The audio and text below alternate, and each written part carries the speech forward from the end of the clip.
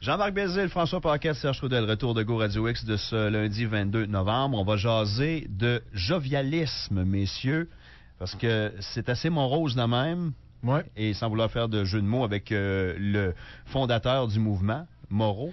Mais lui, il ne trouvera pas ça morose. Non, au contraire. Et pour ceux qui ne connaissent pas et qui ne se souviennent pas d'André Moreau, je viens de trouver sur YouTube une entrevue qu'il avait donnée à Sonia Benezra dans le temps.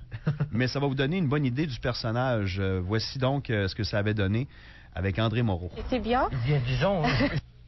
Oups. Ça donne pas une grosse idée, là. Presque parfois, devant la pauvreté de la philosophie au Québec, aller jusqu'à dire le seul philosophe, point. Parce qu'il ne s'agit pas d'être professeur de philosophie, d'être un fonctionnaire, au fond, pour savoir penser. La pensée est une originalité de la réflexion qui présuppose une attitude, un mode de vie. Une Weltanschauung, comme disent les Allemands. Est-ce que c'est pas difficile d'être toujours souriant, de regarder toujours les côtés positifs? Est-ce que c'est plus facile pour vous, André? Il y a en nous un océan infini de lumière. Et ce que nous sommes là, avec nos mimiques, nos gestes, nos comportements, n'est qu'une caricature de cet infini. Je pense que lorsqu'on réussit à se brancher sur cette immensité, on est toujours joyeux. Alors, comme philosophe jovialiste, je me sens très proche de Saint François d'Assise. Pourquoi? Parce qu'il parlait aux oiseaux.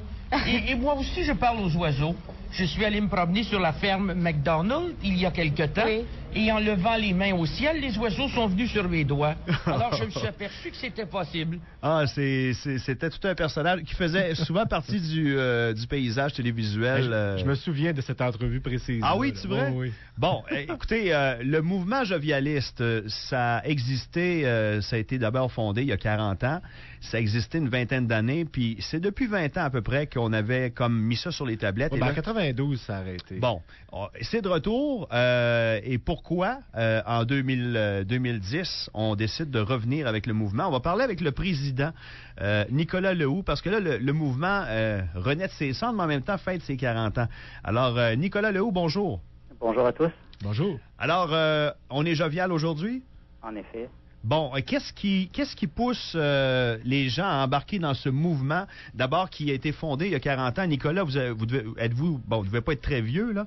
Vous avez entendu parler de ça? Vous connaissiez André Moreau? Moi, j'ai seulement 35 ans, et puis je vais dire que ça fait à peu près 4 ans que je connais André Moreau. OK. Moi, dans ma famille, on n'avait pas parlé de lui, alors je l'ai connu seulement il y a 4 ans, et ça a été une révélation. Et je suis très entreprenant, alors j'ai senti que je voulais aller plus loin pour comprendre sa philosophie et puis la mettre en pratique. Il fait quoi aujourd'hui? Parce qu'on le voit moins un petit peu, là. Il est moins sollicité au niveau de la télé, là. Ouais, hein? Il fait quoi? Il est encore philosophe? En fait, André, quand il s'était dissocié du mouvement jovialiste à l'époque, c'était pour retourner vers l'écriture, parce qu'il n'avait plus le temps. Il s'occupait du mouvement jovialiste, finalement, lui prenait tout son temps. Ah, bien, il a fait des livres, hein? Et puis oui, là, il est rendu cette année, on a publié son 55e livre. Oh, wow! Et son œuvre complète, moi j'ai fait sa bibliographie dernièrement, et il compte 108 livres. Alors, il a été très productif encore ces dernières années. Là. Il continue d'écrire. Nicolas, si on le résume, le mouvement jovialiste, là, ça se résume à quoi? C'est une boule de bonheur, puis on est naïf, puis on fait fi des problèmes, on saute par-dessus, puis on est heureux? Au contraire, moi, c'est vraiment l'intelligence qui m'a attiré dans ce projet-là. Il y a beaucoup d'intelligence. Tous les gens qui sont autour d'André Moreau, je veux dire le noyau, ce sont des gens d'une extrême intelligence, d'une grande sagesse. Et puis, c'est par l'intelligence qu'on va justement réussir à passer à travers les épreuves qui maintenant secouent la planète. En voyant ça toujours d'un côté positif. Ben, moi, je dirais que c'est un monisme, un peu comme le non-dualisme. Alors, c'est par-delà le bien et le mal, c'est par-delà le positif et le négatif. En fait, c'est un état d'être qui est par-delà. OK. Mais la dualité. Donc, à ce moment-là, c'est un bonheur qui est permanent, qui n'est pas éphémère. OK, on n'est pas ballotté par les événements de tous les jours. Mais il y a des choses qu'on peut pas mettre de côté. Par exemple, je veux dire, il t'arrive une facture, un paiement de 2000 pièces ou encore il y a un de tes proches qui souffre d'une maladie, tu peux pas mettre ça de côté. Je veux dire. C'est de réapprendre à voir au lieu de seulement regarder, c'est-à-dire de voir la réalité telle qu'elle est et non juste voir le positif ou le négatif. Alors, si on focus sur le positif, c'est fort possible que par un effet de boomerang, on revienne dans un négatif. Alors, lorsque quelqu'un est malade, il y a toujours aussi les aspects positifs et négatifs. Donc, c'est un moment pour se rapprocher de la personne, pour mieux la comprendre, l'aider. Chaque catastrophe amène aussi des bonnes choses. C'est un peu le paradoxe de la réalité. OK. Je dois pas être assez intelligent parce que moi, il n'y a pas disons, une catastrophe, quelque chose de très négatif, genre, je sais pas, mettons, un proche très proche, genre ma conjointe, j'apprends qu'elle a le cancer. Je serais jamais capable de voir du positif là-dedans puis de voir des bons côtés découler de ça, là. Si on parle de la mort, par exemple, le concept de la mort comme étant la fin de la vie est extrêmement nouveau. Non, mais moi, je parle de la souffrance parce que, ouais. C'est la plus souffrance, ça, c'est difficile de voir du positif dans la souffrance. C'est ce que François essaie de dire. Admettons un enfant, tu sais, qui, je sais pas, je mets un scénario épouvantable, OK? Admettons que j'ai un enfant, puis bon, il y a un accident épouvantable, il perd ses 2 jambes. Je verrai jamais de positif là-dedans. Là. Je sais pas comment on fait pour arriver à... On met tout ça trop... Ouais, c'est ça. Comment on fait pour atteindre l'état où on est capable de voir du positif, même dans un événement aussi négatif que ça? Est-ce que c'est possible? Le but, est, comme je te dis, c'est pas nécessairement de voir le positif. Hein. C'est d'arriver à un état d'être par-delà le bien et le mal. Où, justement, ce n'est pas positif, ce n'est pas négatif. Comme les grands maîtres indiens vont parler que la réalité est une illusion. Le jovialiste va plutôt dire que c'est une représentation face à la conscience. Donc, c'est de se détacher des émotions humaines pour voir la réalité telle qu'elle est. La mort n'est pas triste. Elle est peut-être triste en Occident, mais en Orient, c'est une occasion de fête où les gens s'habillent en blanc. Mais c'est une question de croyance. Oui, en effet, c'est ça que je veux dire, c'est que ça dépend d'où tu es dans le monde. Alors ici, peut-être que les gens interprètent ça comme négatif, mais la souffrance, moi je fais une différence entre la souffrance et la douleur. Oui. La douleur, oui, ça fait partie de la réalité ici, et ça nous arrive tous. Mais la souffrance, c'est l'illusion dont parle le Bouddha, par exemple. C'est-à-dire que ce n'est pas réel. Est-ce que je peux poser une question indiscrète? Oui. Êtes-vous croyant? Ouais, croyant dans le sens... c'est parce que je ramène ça un peu à mon point de vue. Pour un athée comme moi, la mort, il n'y a pas de côté positif. Parce qu'il n'y a rien après. Parce qu'il n'y a rien après, t'arrêtes d'exister. Ça, c'est ce que je crois. C'est pas ce que j'ai choisi de croire, mais c'est ce que je crois. Il est-tu réchappable ou il est trop noir, lui, là? C'est très simple. À mon avis, c'est chacun va avoir ce en quoi il croit. Ouais. Donc, c'est-à-dire, c'est toute ta vie, toi, tu te prépares au fait qu'il n'y ait rien. Mm-hmm. Il n'y a rien pour toi. Si quelqu'un croit qu'il y a un paradis, qu'il va aller voir les anges, toute sa vie, il va s'être préparé. Donc, c'est une imagerie qu'il crée. Et puis, lorsqu'il meurt, oui, c'est fort possible que c'est ça qui arrive.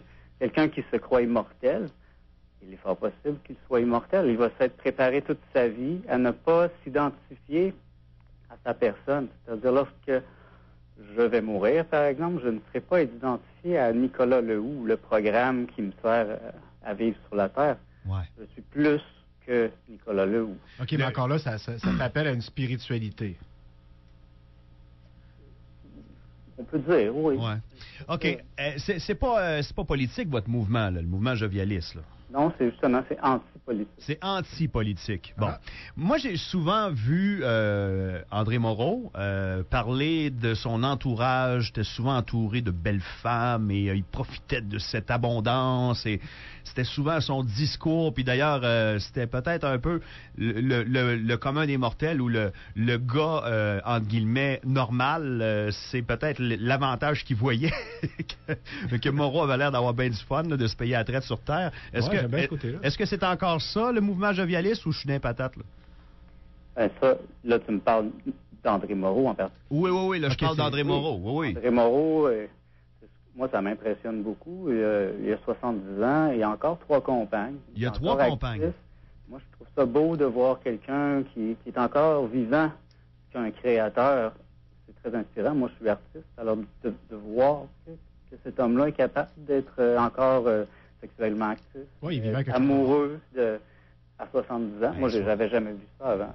Il y a bien des gars qui nous écoutent qui ont 30-40 ans et qui ont 3 femmes, ils ne seraient pas capables. Ben, j'aimerais ça être vivant assez à cet âge-là pour, pour vivre ça. Dites-nous, Nicolas, de quelle façon vous célébrez votre retour? Comment vous le vivez, ce retour-là du mouvement jovialiste 40 ans plus tard? Pour l'instant, on va faire ça bien simplement.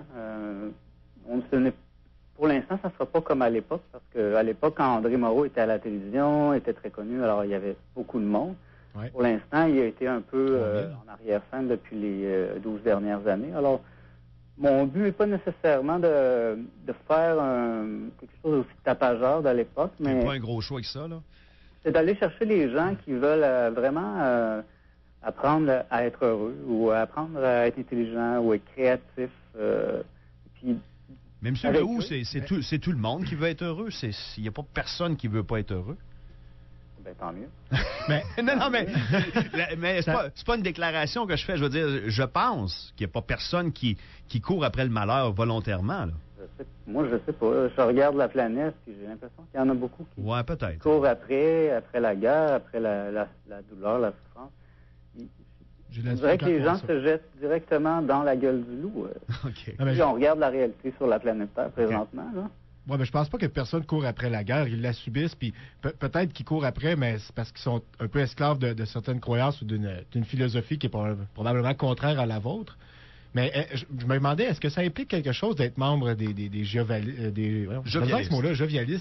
Est-ce que ça implique... est-ce que ça coûte de l'argent? Est-ce qu'il y a des réunions? Ça ressemble à quoi? C'est quoi l'implication? Ben, moi, je voulais le faire sérieusement. Alors, j'ai fondé un OSBL, un organisme sans but lucratif. Alors, pour être membre, c'est 25 $ par année. Okay. Puis ça va nous donner un petit budget pour faire des rencontres. Ultimement, peut-être aider André, épauler André dans la publication, dans la correction de ses livres. Il y en a tellement. Ça va nous prendre une armée de jovialistes seulement pour recopier son journal personnel qui est rendu à 25 tomes. Oh, wow! De à peu près 1500 pages. OK. 25 tomes de 1500 pages. C'est massif, là. Les activités vont être... Moi, j'aimerais beaucoup aller au niveau des jeunes. Le suicide, hein? On parlait, nous autres, à notre dernière assemblée, on a parlé beaucoup de ça, du fait que, justement, le taux de suicide est extrêmement élevé au Québec. Et puis, moi, ayant eu des groupes de discussion sur divers sujets, sur la conscience, j'ai parlé à beaucoup de parents qui ont des problèmes avec les écoles, qui forcent les enfants à prendre du Ritalin. Ben oui. Ils ne traitent pas bien les enfants qui sont trop intelligents. Beaucoup d'enfants aujourd'hui sont extrêmement intelligents. Le système scolaire n'est pas fait pour ce type d'intelligence créatrice, non linéaire. Ça a toujours été. Alors, pour l'instant, moi, l'idée que j'avais, c'est d'amener ce qu'André appelait le plan quinquennal. Ça serait un plan, un genre de cours pour apprendre la culture classique, pour nous donner une fondation, pour être capable de penser par nous-mêmes. Sur 5 ans, donc, sur le temps du secondaire? Pardon? Ça serait sur 5 ans, donc j'imagine que c'est pendant les études secondaires. Pour l'instant, le système scolaire veut absolument rien savoir d'André Moreau. Alors, nous, on va partir le plan quinquennal à l'extérieur du système scolaire, mais éventuellement, ce serait bien que le jovialisme rentre dans les écoles. Mais ça ne s'adresse pas nécessairement juste aux jeunes. C'est tous les gens, en fait, qui sont intéressés à la culture classique.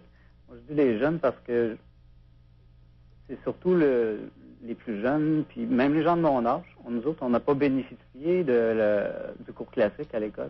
Ouais. On n'a pas appris à être intelligent. Une chance que je l'étais déjà, mais on ne me l'a pas appris. On m'a appris à être un robot, à faire tout par cœur. On a enlevé finalement le grec, le latin, la philosophie. Ce qui était inutile, là. C'est quand ils ont créé le cégep. On s'entend que c'était inutile, le grec puis le latin. Le grec puis le latin. Le latin, on aurait eu besoin de ça, vous pensez? Bien, lorsqu'on veut comprendre la pensée, puis on veut comprendre où on se situe. Toi, moi, j'ai lu l'œuvre d'André presque au complet. Ouais. Et puis, dernièrement, j'ai commencé à comprendre qu'il me manquait des bases pour le comparer à d'autres philosophes, à d'autres gens. Alors, c'est là que ça m'aurait servi, toute cette connaissance du grec, pour connaître la racine des mots, connaître la racine de... Okay. On dirait que les gens aujourd'hui ont oublié la racine des mots. Chaque mot est très important. On les prend pour acquis. Quand il est bien placé, mais on les place pas très bien, justement. Par exemple, juste faire la différence entre la souffrance et la douleur. Quand j'ai réussi à faire cette différence-là, ça m'a beaucoup aidé, justement, à ne plus m'identifier à la souffrance humaine. OK. Ben tant mieux. Ben si vous réussissez au-dessus de ça, moi je vous dis chapeau, là, parce que, Calique, je pense que le commun des mortels, c'est très difficile dans le combat de tous les jours. Monsieur Lehoux, merci, puis bonne chance au retour du mouvement jovialiste. Vous saluerez M. Moreau de notre part. On s'ennuie de lui parce que il y a toujours eu cette espèce de débat. Est-ce qu'il est génial ou est-ce qu'il est fou? Mais je pense qu'il a toujours suscité un certain intérêt. Et bon, évidemment, c'est le genre de personnage qui nous manque peut-être dans cette ère un petit peu sombre. Alors, vous le saluerez de notre part. Bien, parfait, merci à vous. Merci, M. Lehoux. Au revoir. Au revoir. Bye bye. Alors, Nicolas Lehoux.